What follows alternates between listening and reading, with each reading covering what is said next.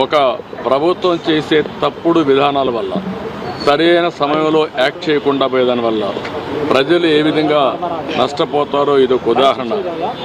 ఆంధ్రప్రదేశ్ రాష్ట్రంలో ఏ ప్రోగ్రామ్ సరిగా జరగలేదు. సెంట్రలీ స్పాన్సర్ స్కీమ్స్ అన్నీ కూడా నిర్వీర్యం అయిపోయినాయి.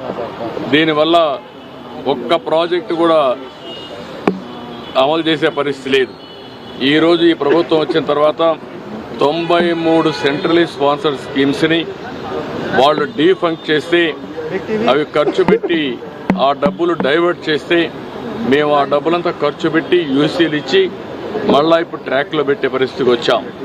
అంటే ఈ విధంగా సెంటర్ ఇచ్చే స్కీమ్స్ అన్ని ఉపయోగించుకుంటే రాష్ట్రంలో ప్రయోజనాలు వస్తాయి, ఉపయోగించుకోకపోతే ఇలాంటి సమస్యలు వస్తూ ఉంటాయి. ఒక భయంకరమైన పాలన. అదే మాదిరిగా ఆ రోజు చేతగాని పరిపాలన వల్ల చాలా సమస్యలు వచ్చాయి. ఒక్కొక్కటి ఆ సమస్యలు పరిష్కారం చేసుకుంటూ ముందుకు పోతున్నాం. అందులో ప్రధాన సమస్య జల్ జీవన్ మిషన్ కూడా. దీనివల్ల ప్రతి ఒక్క ఇంటికి ట్యాప్ ద్వారా సస్టైనబుల్ వాటర్ వచ్చే విధానానికి స్వస్తి పలికారు, దెబ్బతీసే పరిస్థితికి వచ్చారు. ఇప్పుడు మళ్ళా కేంద్రంతో 27,000 కోట్లే కాకుండా నెక్స్ట్ ఫేజ్లో మళ్ళీ 54,000 కోట్లు కావాలి. ప్రతి ఒక్క ఇంటికి నీళ్లు ఇవ్వాలంటే ట్యాప్ ద్వారా. దాన్ని కూడా వర్కౌట్ చేయాల్సిన అవసరం ఉంది.